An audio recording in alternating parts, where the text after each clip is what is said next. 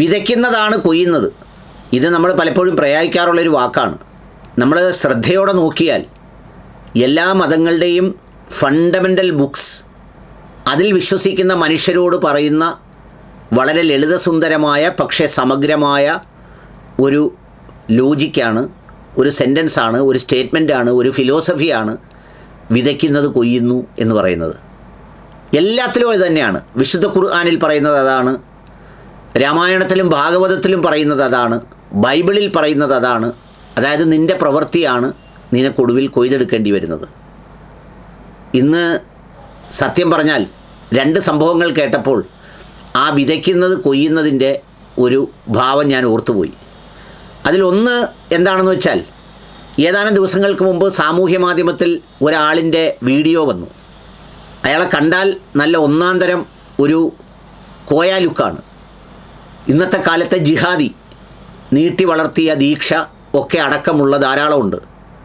നമ്മുടെ ജനം ടി വിയിലൊക്കെ ചില ചർച്ചയിലിരുന്നുകൊണ്ട് ചിലർ പറയുന്നത് കേൾക്കാമല്ലോ, രാജ്യത്തുള്ള എല്ലാ കുഴപ്പങ്ങളും ആസൂത്രണം ചെയ്യുന്നത് ഈ കൊച്ചു കേരളത്തിലിരുന്നു കൊണ്ട് മലബാറിലും മലപ്പുറത്തുമാണ് എന്നൊക്കെ തോന്നിപ്പിക്കുന്ന സാധൂകരിക്കുന്ന വീഡിയോ ആണെന്ന് ഇന്ത്യൻ പ്രധാനമന്ത്രിയുടെ തല അറുക്കും, ഈ വെള്ളിയാഴ്ച അറുക്കും.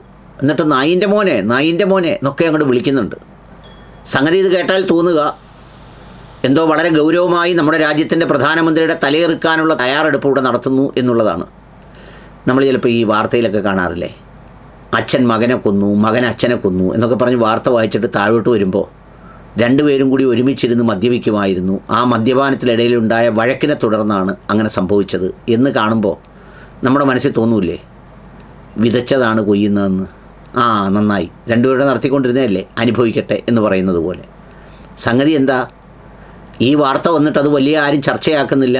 സാധാരണ നമ്മുടെ ശ്വാസം പിടുത്ത മോഹൻദാസ്, ആർ വി ബാബു, പിന്നെ ശശികല, പിന്നെ നമ്മുടെ IG ആയിട്ട് പിന്നെ വിരമിച്ച നമ്മുടെ പങ്കുകാരൻ, പേര് ഞാൻ മറന്നുപോയി, ആ പങ്കുകാരൻ അടക്കമുള്ളവർ വന്ന് വലിയ വിസ്താരമായി പറയേണ്ടതാണ്. സംഗതി എന്താണെന്നറിയോ, ആളിൻ്റെ വിവരങ്ങൾ തിരക്കി അന്വേഷിച്ചപ്പോൾ പുള്ളി പരപ്പനങ്ങാടിക്കാരൻ ഒരു മിഥുൻ എന്നോ മറ്റോ പറയുന്ന ഒരാളാണ്. സംഖ്യയാണ് പോലും, എനിക്കറിഞ്ഞുകൂടാ, ഇപ്പോഴത്തെ സംഖ്യയാക്കലൊന്നും എനിക്കറിഞ്ഞുകൂടാ. എന്തായാലും പുള്ളിയാണിത് പറഞ്ഞത്. എന്ന് വെച്ചാൽ എങ്ങനെയാണ് തനിക്ക് വൈരാഗ്യം തീർക്കാനുള്ള കുറച്ച് പേരോട് വൈരാഗ്യം തീർക്കാൻ കഴിയുക, അതിനൊരു അവസരം കിട്ടുമെങ്കിൽ ആ അവസരത്തെ ഇങ്ങനെ ഉപയോഗിക്കുകയാണ് ചെയ്യുന്നത്. അതൊന്ന്. പിന്നെ രണ്ടാമതൊരു കാര്യം കൂടിയുണ്ട്. ഇനിയുള്ള കുറച്ച് നാളുകൾ, ചിലപ്പോൾ ഈ ഇലക്ഷൻ വരെ മുസ്ലിങ്ങളും ക്രിസ്ത്യാനികളും ഈ രാജ്യത്ത് കുറേ കൂടുതൽ അനുഭവിക്കേണ്ടി വരും. എന്താ സംഗതി എന്നറിയോ, ഈ അമ്പലവുമായി ബന്ധപ്പെട്ട സാമ്പത്തിക തട്ടിപ്പിൽ ഭരണകക്ഷി കുറച്ച് ബാക്ക് ഫൂട്ടിലാണ്.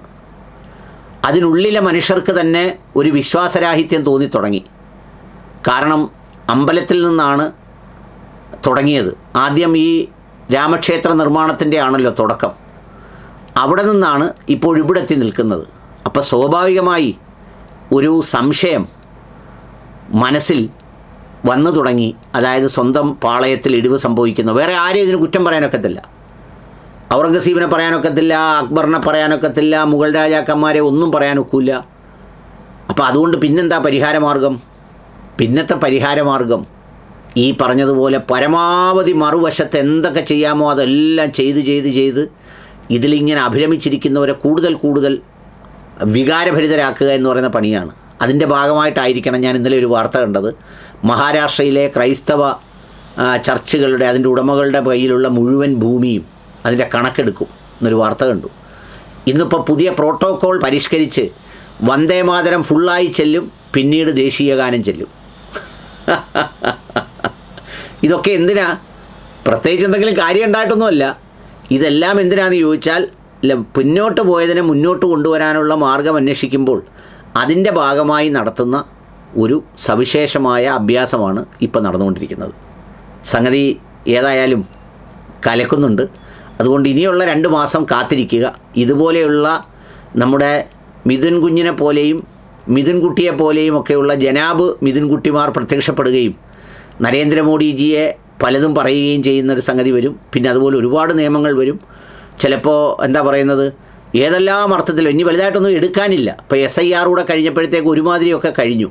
ഇനി ആകെ ഉള്ളത് വേറെന്തെങ്കിലും അതിൻ്റെ അപ്പുറത്ത് ചെയ്യാനാണ്. അപ്പോൾ ഇനി അതുകൊണ്ട് ഈ ജനഗണമന, ദേശീയ ഗാനം, വന്ദേ മാതരം, ഇതൊക്കെ പല സംഗതികളുമായി ഇനി മുന്നോട്ട് പുതിയ ഐറ്റങ്ങൾ വരും, കാത്തിരിക്കേണ്ടി വരും.